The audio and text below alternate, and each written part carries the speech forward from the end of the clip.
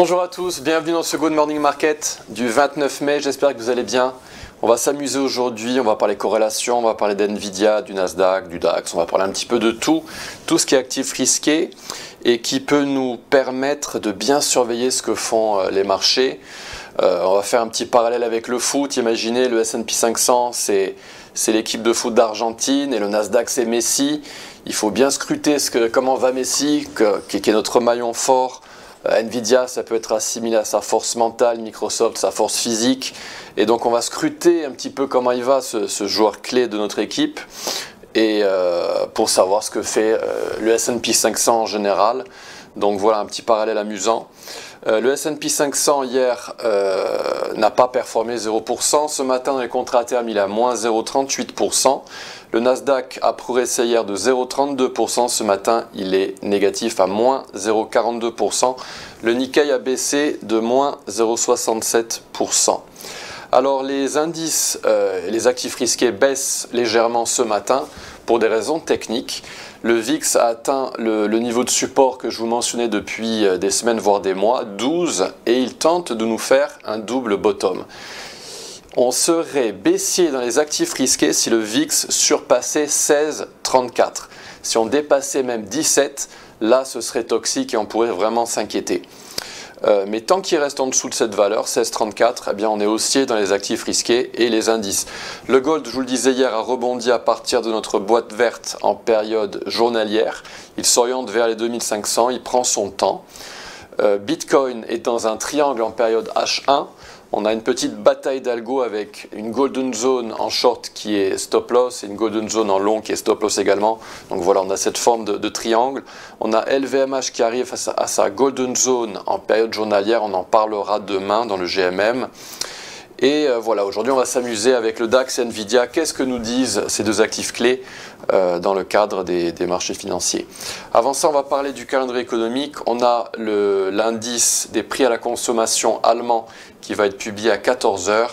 On a le discours de John Williams, le chairman de la Fed de New York, qui parle à 19 h 45, et on aura les stocks de pétrole venant de l'API à 22 h 40.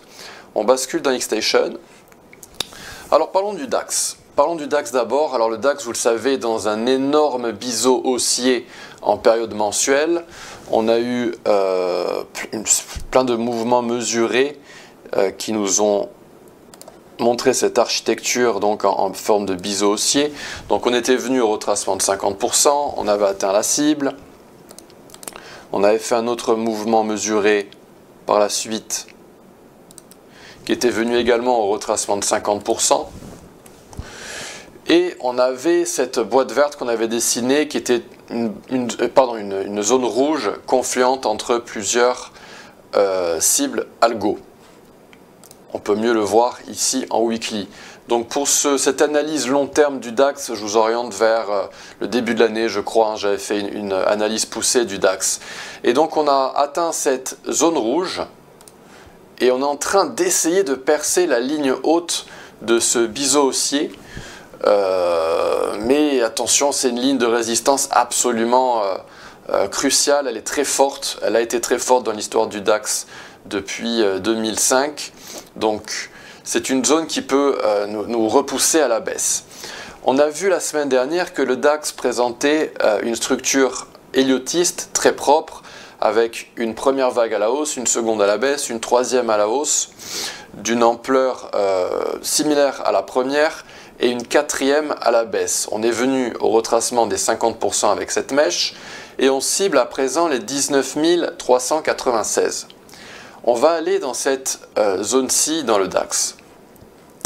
Et là, on a une autre impulse qui se dessine, mais par contre, on a ce rejet de la ligne tendance ici en noir qui nous pousse à croire que peut-être qu'on n'aura pas cet impulse. Et si on n'a pas cet impulse, si jamais on ne va pas à la cible à 19 240, eh bien c'est tout un plan héliotiste qui est invalidé et qui nous laisse à penser que cette tendance, cet impulse n'est pas si forte que prévu, ou alors qu'elle est déjà terminée.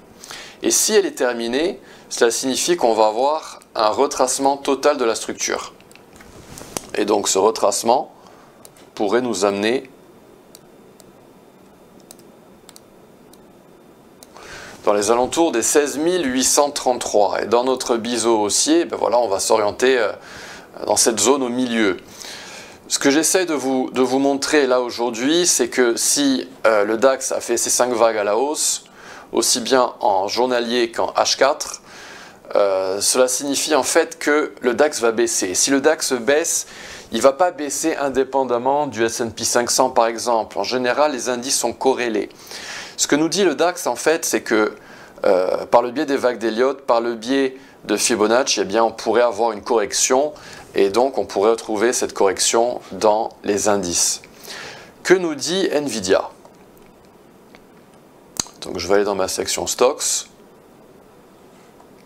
Voilà ce que nous dit Nvidia. Alors Nvidia, souvenez-vous, il avait fait une magnifique pattern en épaule, tête-épaule inversée. Ça c'était en 2022. Et puis, il nous a fait une tendance absolument époustouflante, vraiment exceptionnelle. Je clarifie un petit peu mon graphique. Et là, on serait dans la vague 5 de la vague 5. Alors on va compter tout ça ensemble avec les vagues d'Elliott. Nous avons la première correction. On va à la Golden Zone, on bondit pour une vague extrêmement puissante qui devrait être la vague 3. Donc 1, 2, 3. On a un petit zigzag pour la vague 4. Et on commence cette vague 5 qui est ce que l'on appelle une vague 5 étendue. Et dans cette vague 5, nous avons une première vague à la hausse, une seconde à la baisse, très propre, une troisième très puissante, caractéristique d'une vague 3, une quatrième à la baisse qui est venue dans notre zone verte qui correspondait à une extension de Fibonacci, et dans la cinquième, eh bien, on est en train de se la faire. On est dans la vague 5 de la vague 5, on a perforé la cible, et donc on est un petit peu en lévitation, et on est en train de trader sur des périodes très courtes, et Nvidia, à un moment donné, pourrait se retourner, et assez violemment, et comme vous le savez, Nvidia, depuis l'année dernière, a pris un poids absolument énorme au sein du S&P 500 et du Nasdaq. L'action représente quasiment 3000 milliards de dollars, 2800 de mémoire, 2800 milliards. Donc si cette action se retourne, si le DAX se retourne, eh bien voilà, ça va être des signaux très forts. Et je vous renvoie à la petite métaphore par rapport à Messi. Si Messi se sent mal mentalement, s'il se sent mal physiquement, s'il a des... attention au risque de claquage avec Nvidia. Bref, ces signaux que nous donne Nvidia et le DAX, eh bien attention, il faut s'en occuper. Ça ne veut pas dire qu'Nvidia ne va pas continuer à monter et le DAX pareil, mais voilà, utilisons l'analyse technique pour mesurer comment les marchés peuvent se comporter, comment le S&P 500, le Big Boss, le symbole des marchés financiers à risque, peut se comporter. Alors on va regarder ce que font Microsoft, Google, Bitcoin, on va tout regarder pour savoir comment peut se comporter le S&P 500. Voilà, c'était une vidéo un petit peu technique, un petit peu chargée, mais elle est importante, c'était juste pour vous transmettre un petit truc, comment analyser les marchés. Si vous avez aimé cette vidéo, si elle vous a aidé, merci de la liker, merci de vous abonner à cette chaîne, merci de nous commenter aussi cette vidéo, ça nous aide pour le référencement de la vidéo sur YouTube. Et je vous donne rendez-vous demain pour une autre analyse, une analyse sans doute d'LVMH qui arrive à un niveau de support intéressant.